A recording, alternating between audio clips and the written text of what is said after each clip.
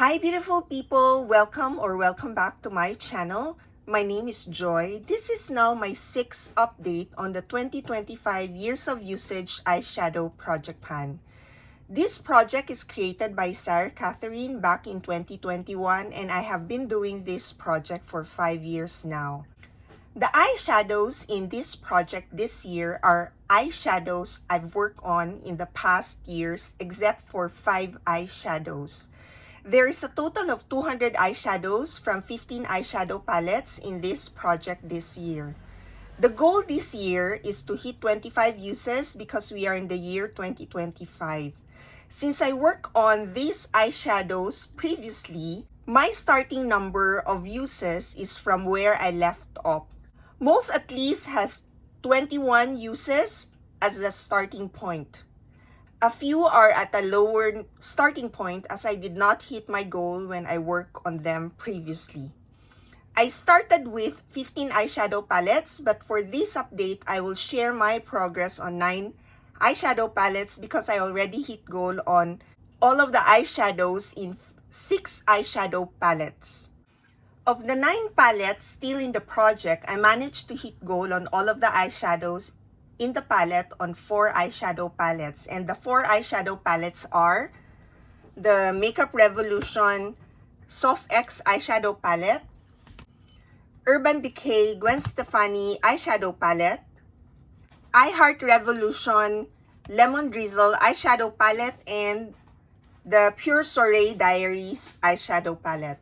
For the Pure Soiree Diaries, there are 7 eyeshadows that I haven't hit goal on in my previous update.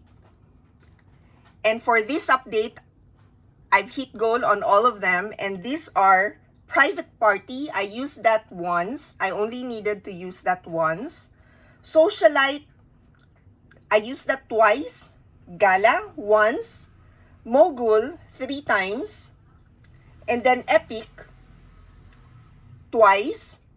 Then we have Glitz or Glitzy once, Dazzle 3 times, and Cosmo 3 times.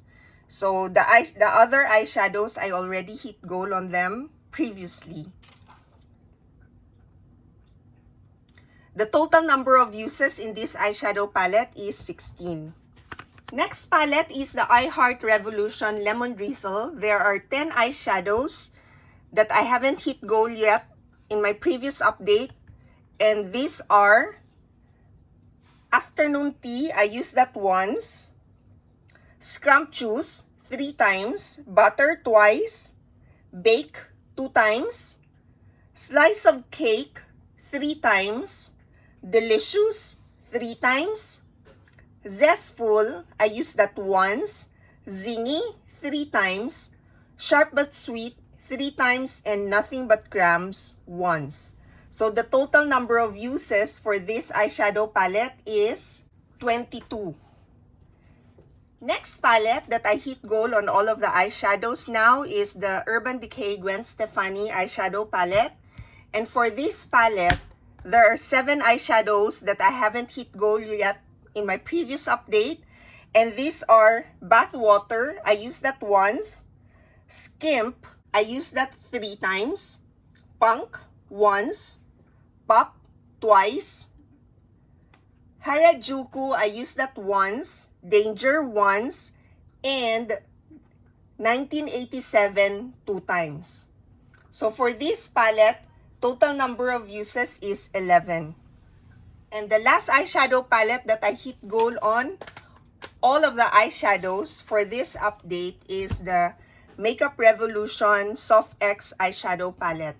There are 14 eyeshadows that I hit goal on for this update, which makes it all of the eyeshadows now that I hit goal on. The 14 eyeshadows are Pancake, I used that once, Fairy Light, I used that once, and then Iced Coffee, I used that once, Cup of Tea, twice, and then I used Smoky Bronze once,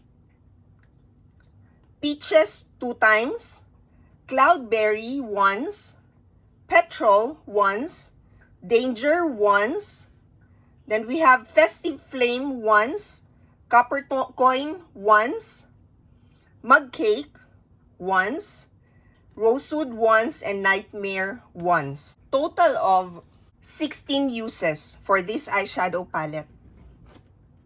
The total number of uses or the total number of eyeshadows I hit goal on is 38. For this update, I actually hit goal on 44 eyeshadows. The other eyeshadows that I hit goal on are from 3 eyeshadow palettes. Let me start with the ColourPop Through My Eyes eyeshadow palette. For this one, I already hit goal on 2 eyeshadows previously.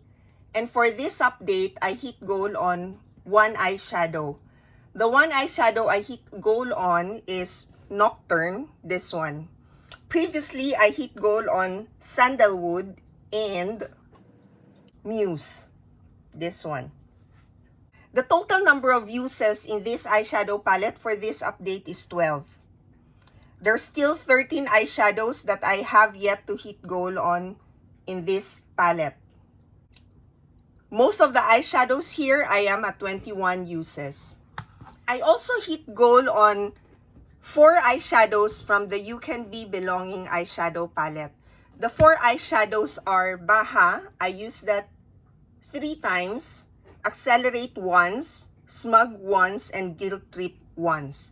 So total is 6 uses to hit goal on 4 eyeshadows. But the total number of uses actually for this palette, for this update is 9.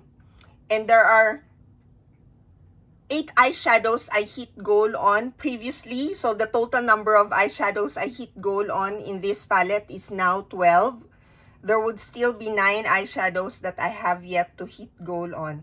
The other eyeshadows I hit goal on previously are Breakaway, Stranded, Blaze, Riff, Hellride, Double Life, Jet, Wanderlust. So those are the eyeshadows I hit goal on previously. And for this update, Baha, Accelerate, Smug, and Guilt Trip. And the last eyeshadow where I hit the last eyeshadow palette where I hit goal on an eyeshadow is from the Winky Locks Kitten palette.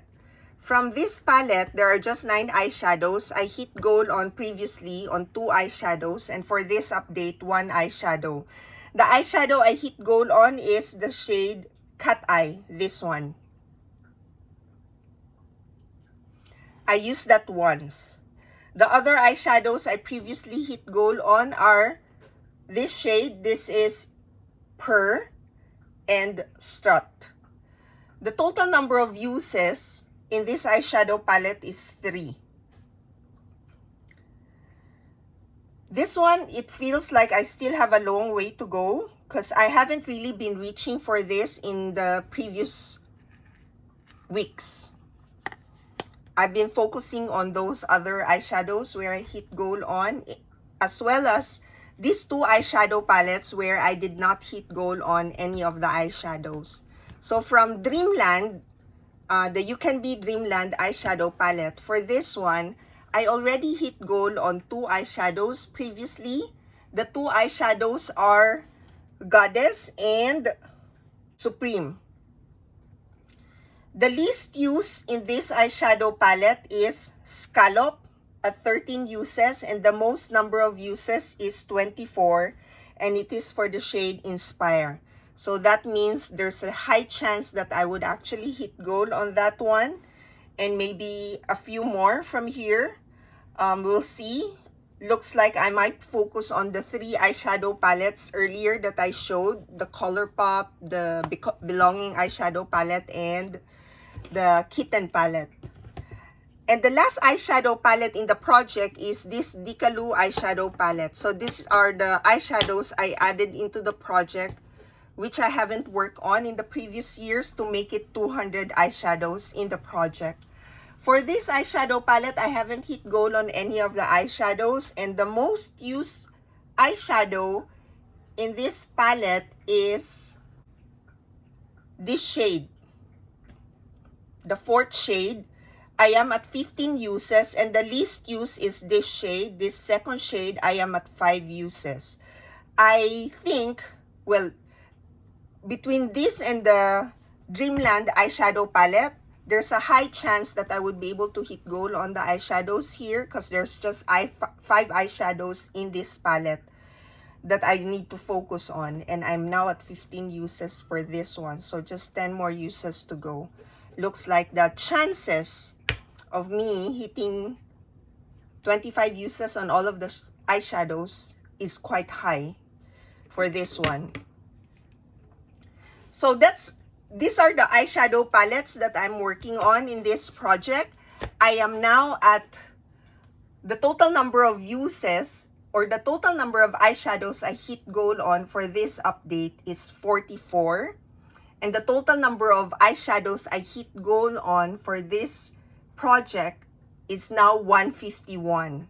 I have 49 eyeshadows more to go. So, and 5 more eyeshadow palettes to work on. Perhaps in my next update, I may be able to hit gold on an eyeshadow palette again. We'll see.